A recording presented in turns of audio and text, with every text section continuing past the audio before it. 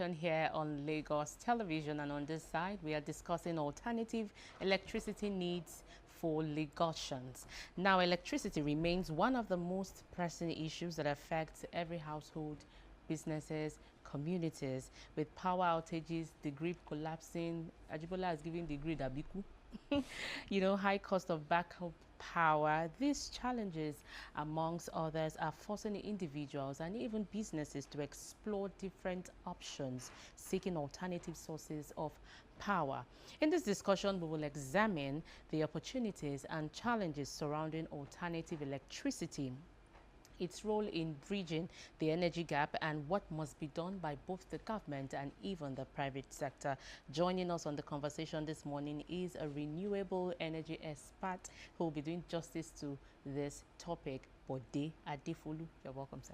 Good morning. Good morning. It's a pleasure having you here. Glad to have you join us. So let's begin by getting your perspective. How would you assess the current state of electricity supply here in terms of reliability and cost? Well, judging by your intro, just like you rightly said, that the national grid has actually become what we call abiku. That is, it dies, we wake it up, it dies, we wake it up. And unfortunately, it saddens my heart to know that, I won't say the government of the day is not doing anything, but as we speak, I mean, we're still grappling with as little as less than 5,000 megawatts for a nation. And that is a far cry considering the enormous demand for power. I mean, an average person will need at least 1 kilowatt per day. Because just like you're holding your phone, you're going to be charging your phone. You're going to need some ventilation. That means you're going to need some fans. You're going to also be needing some radio connections. You need to listen to news. And at the end of the day, you also want to sleep overnight.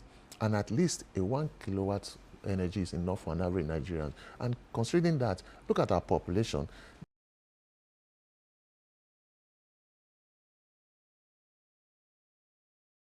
Very cost efficient that you can think about.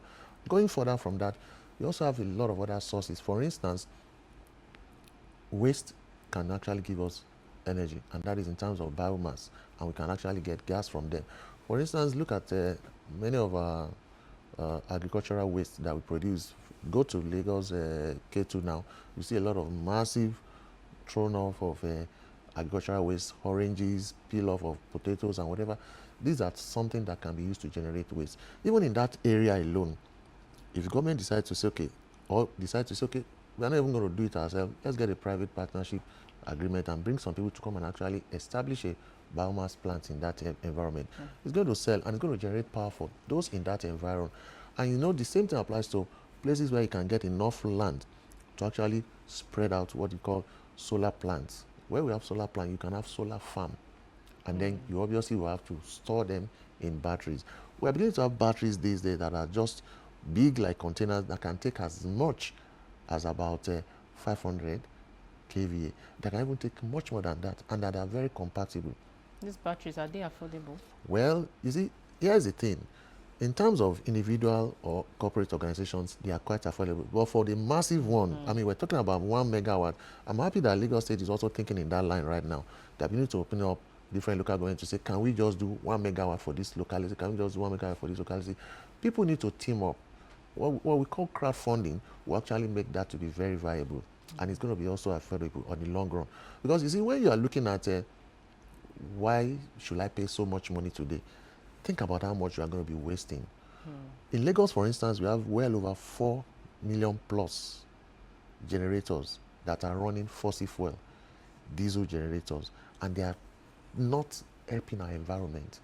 Imagine the one that is injector pumps are clean, and those that are not clean, whatever is coming out from their exhaust is carbon monoxide. It's killing people. And the government needs to start thinking about what can they do. I know for sure government is trying to make sure that even in their own premises, they want to actually begin to decommission some of these things and begin to rely on cleaner energy. What can replace them is the CNG that we're talking about. That is the alternative to the fossil fuel.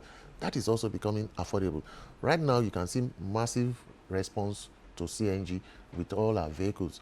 And I think what the government can also do is to begin to open up avenues for them to actually get recharged.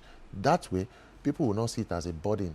Because what I see around us these days, even for vehicles, is that people still queue up to buy more of this CNG, which should not be. It's readily available. So all we needed to do is just to get more opportunities for people to actually buy more. Apart from that, I know that in some area of Lagos, we can actually do what is called the wind farm.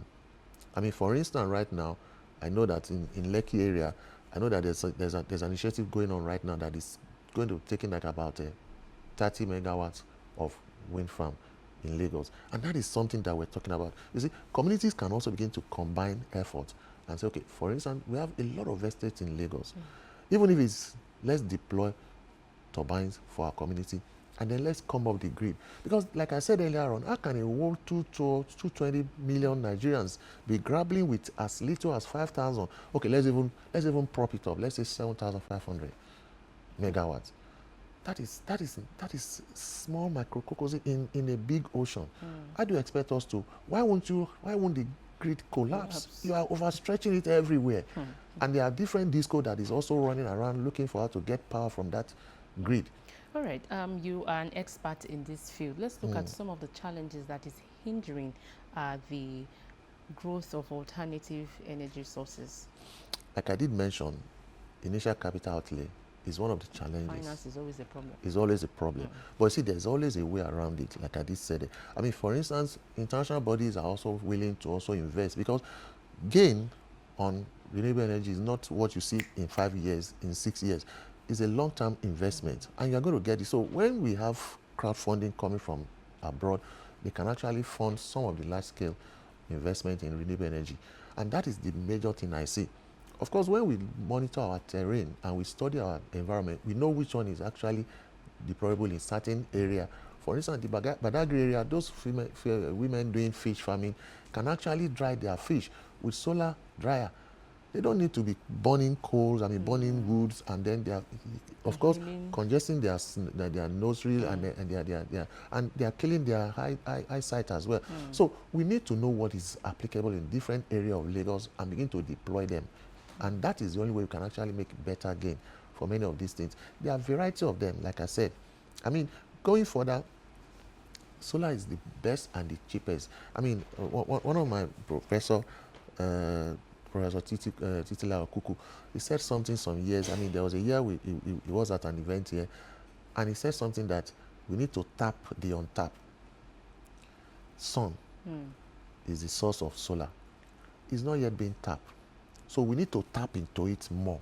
That even if that is the simplest of all that everybody can deploy. I'm happy to announce that some years back, when you fly into Lagos, you don't get to see solar panel on roofs. But these days, you begin to see more. And it's exciting to know that, okay, people are beginning to embrace it and begin to love it more. Because there's been a lot of awareness about it. So the more people get off the grid, the more they begin to embrace these. The challenges will become smaller on the long run. Still talking about tapping into the untapped now. Like you said, that a lot of people are now aware and are, using solar energy. So it means that we have local producers who have gone into these businesses, even though some of these things might still be imported. But the question that I have is maintaining the quality and durability. That's one of the things that the Standard Organization is doing for us in Nigeria. Some years back, when we brought up an initiative about alternative power exhibition, we were concerned about this standard. I'm glad to let you know that a lot of bodies are also coming up that are also monitoring the quality and the standard. Because, I mean, so those years we have people who come, who just bring some toy, or vacation solar light. I mean, we have people who go to picnics and who just want a one-off use, like the days of this Polaroid that is just one-off camera, you use it and you discard. We have such in the industry as well. But the government of the day is actually controlling that. For instance, the Renewable Energy Association of Nigeria is a body that is vested with the power to also look at all this and also see how much of deployment can continue to take place.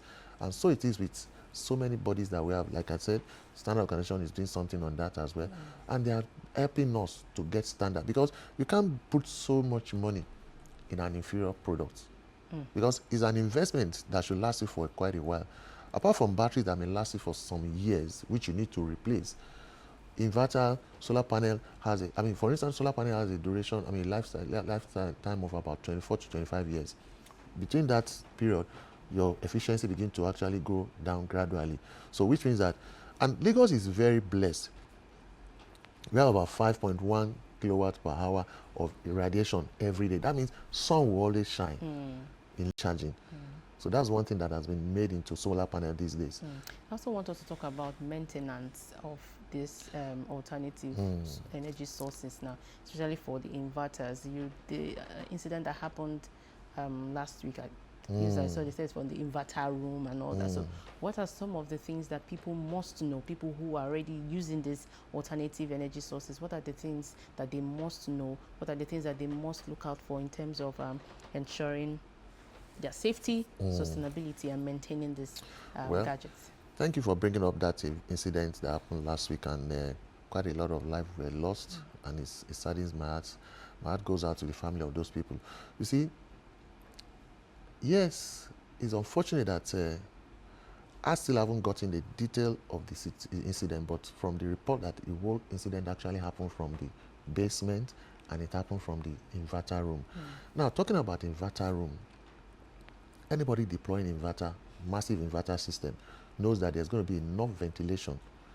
I mean, cooling system must be number one thing, because basically the inverter itself actually generates heat, and it has a fan that actually expels the heat out. They are made up of components and transformers that generate heat, because whatever you put on for a very long time will obviously generate heat. So there's an heat exchanger that must be in that kind of a room.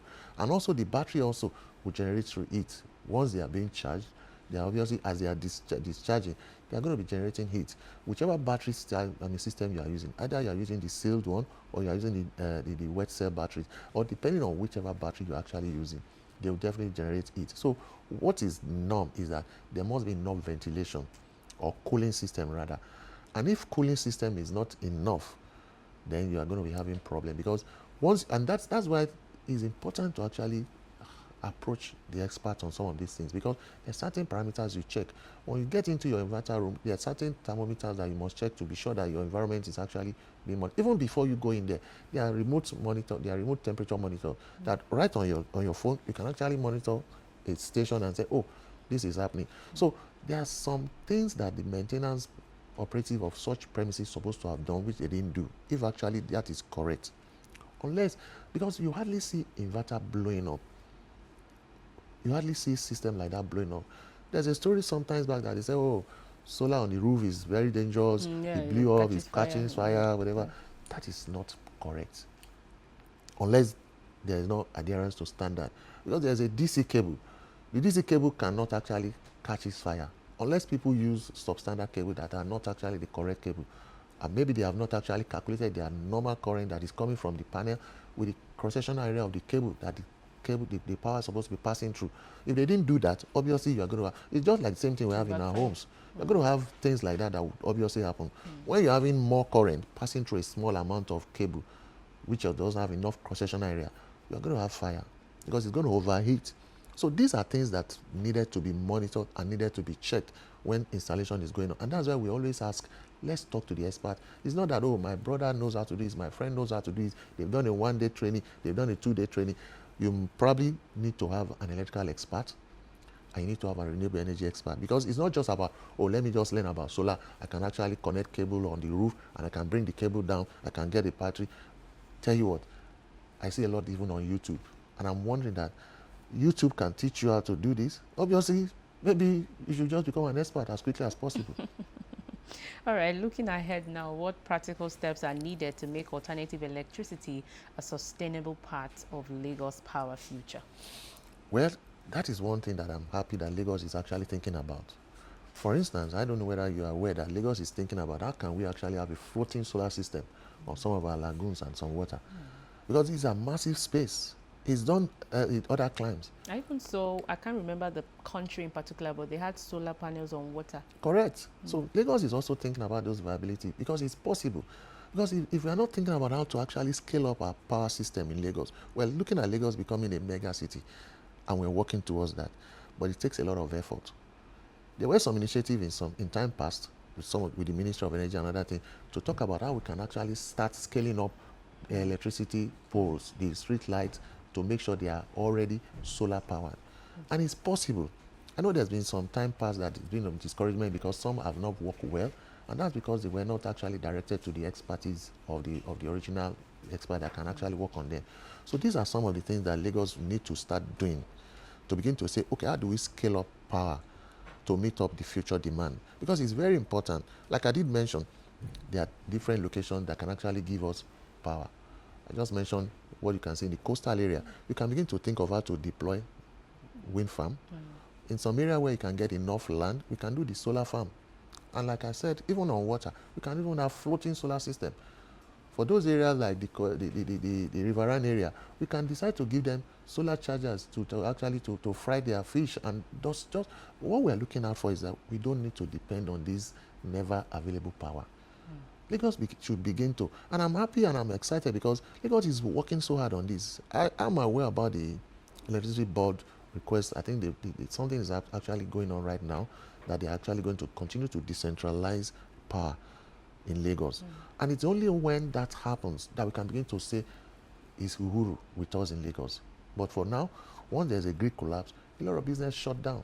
And that's why you see more of drivers on Korope, on Marua. There are artisans that are supposed to actually be working in their shops, tailors, barbers. A lot of them are actually dependent on power. But when there is no power, what do you see? They become Korope riders, drivers, Marua riders, and begin to harass people on the street.